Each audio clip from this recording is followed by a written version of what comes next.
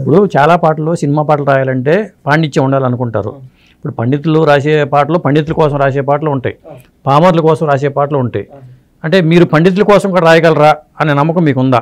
ఉంది సార్, ఉంది సార్. అంటే నేను ఇప్పుడు చంద్రబోస్ మీలో ప్రభావం ఉండి ఉండొచ్చు, సీతారాం శాస్త్రి గారి లాగా నేను రాయగలను, రామజోగయ్య శాస్త్రి గారి లాగా నేను రాయగలను అంటే కాన్ఫిడెన్స్. వాళ్ళలా నేను 100 పాటలు రాయలేను, కానీ కొన్ని పాటలైనా మెప్పించడం రాయగలుగుతాను నమ్మకం ఉంది సార్. ఆ కాన్ఫిడెన్స్ లెవెల్స్ ఉండాలి మనిషి ఉంది సార్. అంటే వాళ్ళతో మనం పోల్చుకోలేము, కానీ వాళ్ళలా 100 పాటలు నేను రాయపోవచ్చు, కానీ ఒక్క పాట అయినా రాయగలుగుతాను నమ్మకం ఉంది సార్. ఇప్పుడు మనకి జాబ్ సాటిస్ఫాక్షన్ జేబు సాటిస్ఫాక్షన్ అంటారు. మీరు పాటల రైటర్గా బాగా చేస్తున్నారు, కానీ మీ జేబు సాటిస్ఫాక్షన్ ఎంతవరకు ఉంది? అంటే ఫస్ట్లో వండుకుంటుంటాను సార్. అంటే ఫస్ట్లో నాకు తెలియదు సార్. అంటే పాట రికార్డ్ అవడమే నాకు పెద్ద తృప్తి.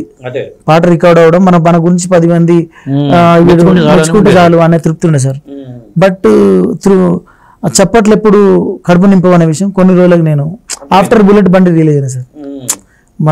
వాళ్ళు మనకి ఇచ్చింది 100 రూపాయల్లో చారణ,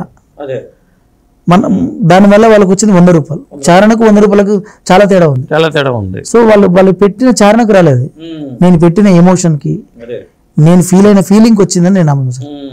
సో మనం కూడా అంటే ఏదో రోజు మన అమ్మ నాన్నకు మందు గోలు కావాలంటే, మన అమ్మ నాన్నకు ఒక మందు గోలు కావాలంటే సార్ కొన్ని పైసలు ఇవ్వండి అని చేయాల్సిన అవసరం రావద్దు. మన ఫ్యామిలీకి మనం రియలైజ్ అయ్యింది సార్. అంటే మన మీద ఇంత జరిగిందని నాకు కూడా తెలుసు సార్. మనం నమ్మి 1 రూపాయి పెడుతుండు, వాళ్ళకి మంచి జరగాలి, వాళ్ళని మనం అడగకముందే మళ్ళీ వచ్చి మనతో రాయించుకోవాలి అనే తపన తప్ప వాళ్ళతోటి ఇంకో ఆలోచన లేదు. ఒక పాట మీద డబ్బులు బాగా వచ్చినాయి అనుకోండి, ఇవ్వాలన్న మనసు కూడా వాళ్ళకి ఉండదు సార్. అది నాకు రియలైజ్ అయినా సార్. నేను అంటే నేను వాళ్ళకు చాలా తక్కువ సార్. అంటే నాకు తెలియదు వాస్తవానికి మనం వాళ్ళు ఇబ్బంది పెడుతున్నామేమో, మనకు వాళ్ళు ఇచ్చడమే ఎక్కువ, వాళ్ళు ఇచ్చినంత తీసుకుని రాష్ట్రం సార్. నేను దానికోసం మనం వాళ్ళకి డబ్బులు కంఫర్ట్ ఇవ్వాలి, వాళ్ళకి టైం కంఫర్ట్ ఇవ్వాలని అడుగుతాను. నాకు టైం లేదు, నేను రాయలేను సార్. అంటే ఇప్పుడు 100,000 పాటలు ఉన్నాయి సార్.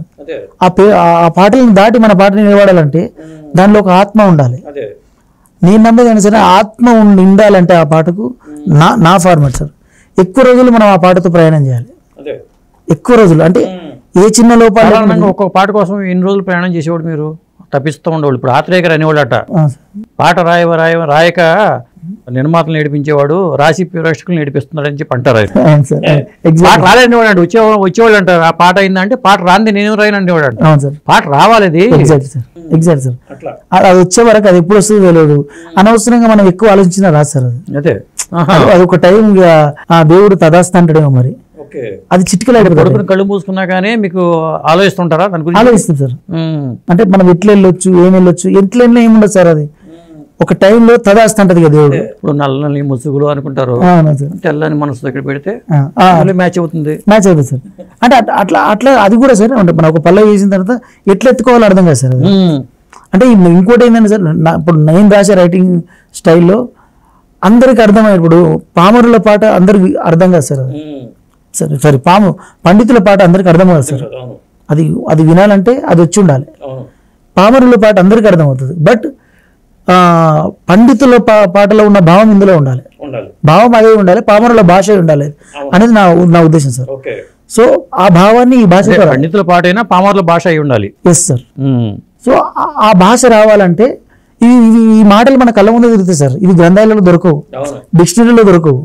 బట్ ఈ మాటలు పెట్టకపోతే పాట అర్థం కాదు. మనం మాట్లాడుతూనే ఉంటాము, అదొకటి ఏడకు దొరుకుతుంది అది. సో ఈ సర్చింగ్ ఎక్కువ అవుతుంది సార్. మనం ఎట్లా రాస్తే ఆ సాధారణంగా ఉండాలి పాట.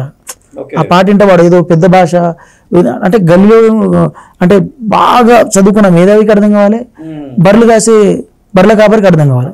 సో నేను నమ్మేది ఏంటంటే మన పాటను బర్రెలు కాసే వ్యక్తి పాడుకున్నప్పుడే హిట్. అంతే కదా. అంటే అంత దూరం పోతుంది మన పాట.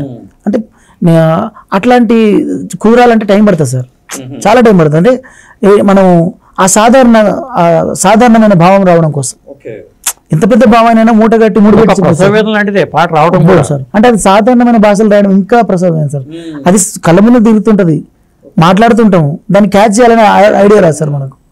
మనం ఈజీగా ఎటుపోతుంది, బుక్ వైపు వెళ్తుంది. విరించిని విరచించిని అని రాసామనుకోండి, అది పండితులకి అర్థం అవుతుంది సార్, కానీ మామూలుగా అర్థం కాదు. అది సినిమాలో అయితే దాన్ని చిత్రీకరిస్తారు కాబట్టి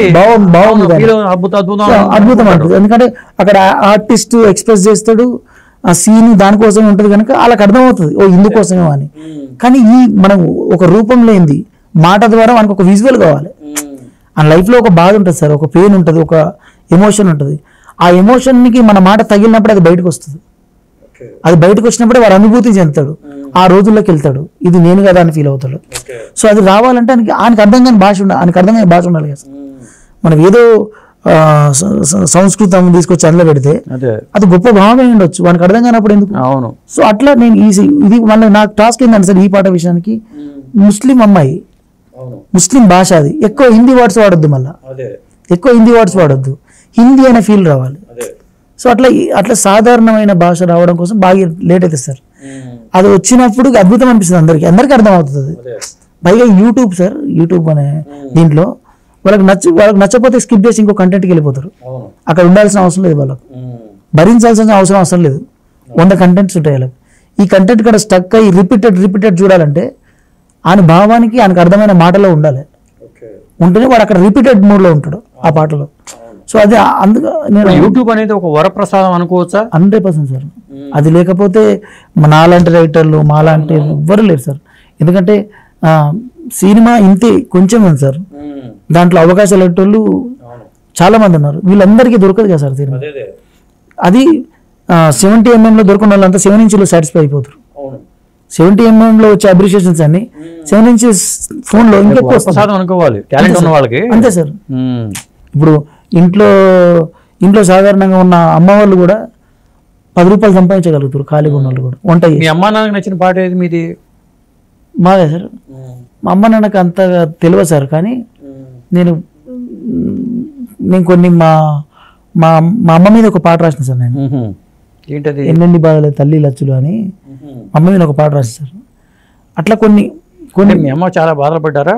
పడ్డారు సార్. అయ్యో, ఈ తాపి మేస్త్రి అంటే మేస్త్రి పిల్లలు మాపాటి కుప్పాసం అని ఒక మాట ఉంది కదా సార్.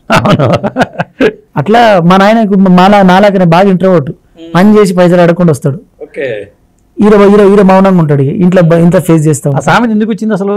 అంతే సార్, వీళ్ళకు కొన్ని ఆ పని చేసినప్పుడు అలసిపోయినప్పుడు ఏదో పుచ్చుకోవాలి, పుచ్చుకున్న కానీ ఇంకా మళ్ళీ పుచ్చుకోవాలనిపిస్తుంది. ఇంటికి వచ్చినప్పుడు ఎప్పుడు చక్కగా రాడు, ఒళ్ళు పులిచిపోయింది, కాస్త ముందేసుకుంటే ప్రశాంతంగా ఉంటుంది అనుకుని దాన్ని ఎక్కువ ప్రశాంతం తీసుకుంటారు. అట్లా ఇంటికి వచ్చినప్పుడు చక్కగా రాదు, ఇట్లా వస్తారు. ఇట్లా వచ్చే వరకు ఇల్లు కూడా ఇట్లా అవుతుంది సార్. అట్లా గొడవ అవుతుంది రోజు. అది చూసినాం సార్. అది